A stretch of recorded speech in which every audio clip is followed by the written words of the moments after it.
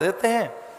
तो हमारे यहाँ का तो अन्न केवल शुद्ध नहीं है, पवित्र नहीं है, ये तो महाप्रसाद है, आप भी ग्रहण कीजिए। और वो जो अब जब वो अन्न ग्रहण करने बैठा और जब उसने आहार लिया तो कहते हैं सांझ को उसमें कोई विचार नहीं आया था और उसमें समाधि उतर आई थी, उसमें समाधि उतर आई थी। आपकी हर चीज ईश्वर की होनी चाहिए। जीवन प्रबंधन के लिए एक सूत्र दे रहा हूं कि अपनी हर चीज प्रसाद बनाओ, प्रसाद गुण पैदा करो, हर चीज को उसे अर्पित करो, हर चीज उसकी है। प्रसादता, प्रसाद माने प्रसन्नता, प्रसाद प्रसन्नता को कहते हैं। प्रसाद उस पदार्थ को कहते हैं जिससे प्रसन्नता आती है, और जिस पदार्थ से अवसाद आए, भय आए, कमी का बोध हो, ये तो कम मिला है, थोड़ा मिला है, ज्यादा और मिलता, इसका अर्थ चीज हाथ में आई है, प्रसाद नहीं आया। ठीक है ना? आपके हाथ में अगर कोई चीज दे दी जाए और उसे देख के लगे कम मिली है, उनको ज्यादा मिली, हमें कम मिली। उन्हें तो लड्डू पकड़ा दिया महाराज जी ने, हमें एक छोटी सी पुड़िया दी है। उन्हें माला दे दी, हमसे मिले भी नहीं। अरे कमाल है। ऐसे जब ऐसे दृष्टि जाएगी आपकी, तो चीज जो है हाथों में, जो होल्ड करके रखी हुई है, जो हमारे आसपास है, चीजें हैं, वस्तुएं हैं, पदार्थ हैं, जिस दिन ये भाव चला गया तब कमी दिखेगी, ज्यादा दिखेगा, हानि दिखेगी, लाभ दिखेगा, जय पराजय, सुख दुख, हर्ष शोक, सब आपके सामने खड़ी हैं। फिर वो चीजें जिस दिन ये डिक्लेयर हो गया कि ये तो प्रभु का घर है। एक छोटी सी कहानी और याद आती है।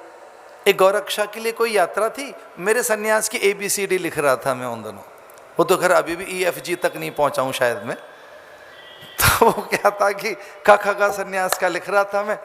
महात्माओं की एक झुंड, उन्होंने मुझे मना लिया कि जरा गौरक्षा के लिए पद यात्रा करनी है, आप साथ रहिए। मैं चला गया। तो कुछ दिल्ली में पहुंचे कहीं, और वहाँ की बहू बेटियां, और वो हमारे ऐसे सेवा कर रही थी जैसे वो वर्षों से हमें जानती हैं। तो बहुत इतनी सेवा, इतना सत्कार, इतना हमारा सम्मान, और जैसे कि हम राजा हैं, महाराजा हैं, या कि भगवान हैं, वो ऐसे लग गई। 3-4 उनकी घर की बहू बेटियां। हम धर्मशाला में कहीं ठहरे थे, तो हमने सबने आपस में तय किया कि कोई कन्फ्यूज़न है इनको, ये आई हैं किसी और की सेवा कर रहे हैं, और ये इन्हें कुछ कन्फ्यूज़न हो गया। 3-4 ग्रुप ठहरे हुए थे उस धर्मशाला में, अलग अलग महात्माओं के ग्रुप ठहरे हुए थे। तो हमने कानाफूसी में विचार किया कि हमारे ये कोई सेवक नहीं है, तो इन्हें बता दो कि भाई आप कौन हो, क्या हो, और हम वो नहीं है जिनके लिए आप लगे हो सेवा में। उन 3-4 साधुओं में से सब ने तय किया, भाई आप पूछो। मुझे मुकद्दम बना दिया, मतलब मुझे बना दिया प्रमुख। तो मैंने उनसे कहा, बहनों आप कौन हैं, कहाँ से आई हैं? और हम तो गौरक्षक हैं, पदयात्री हैं, आगे निकलना है, आप कौन हैं? तो उन्होंने कहा, महाराज हम आपकी दुकान से आए, आपकी दुकान से आए हम तो मैंने कहा, ना तो मेरी कोई दुकान है। मैंने कहा, बहन जी मैं समझा नहीं। महाराज जी हम आपके हैं ना, आपके सेवक हैं।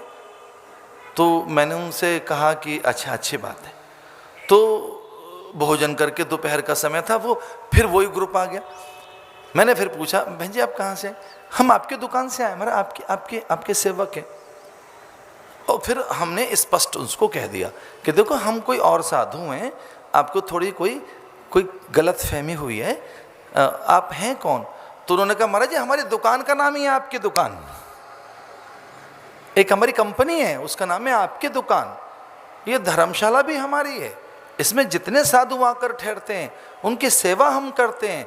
चूंकि हमारी सब चीजें आपकी हैं, हम आपके हैं, आपके दुकान से आए। चूंकि आप दोपहर में भी थोड़े परेशान हो रहे थे, ये सच है, हमने आपको पहली बार देखा है, लेकिन जिस संस्था ने आपकी यहाँ व्यवस्था की है उनको भी नहीं मालूम था। तो हम आपके हैं, हमारे पास हर चीज़ आपकी है। चूँकि हमें संतों की और भगवान की कृपा से वस्तुएं मिली हैं, हमें हमारी योग्यता से कुछ प्राप्त नहीं हुआ है। कुछ सालों पहले हमारे यहाँ इतनी सब चीज़ें नहीं थीं, कोई अनायास एक संत आए, उनकी कृपा से व्यापार में वृद्धि हुई, फिर ऐसी बुद्धि कोई बन गई कि सब कुछ प्रभु का है, अब ये सब आपका है, तो आप निसंकोच रहें यहाँ। ये सच है कि हम आपको नहीं जानते, आप हमें नहीं जानते, पर हाँ हम जिसके लिए काम कर रहे हैं उसके भी आप हैं और हम भी उसी के हैं। हम उसको जानते हैं, उसके आप हैं, हम उस भगवान को जानते हैं। कोई संकोच मत करो, कोई कंफ्यूजन नहीं, एक ही बात है, हम आपके।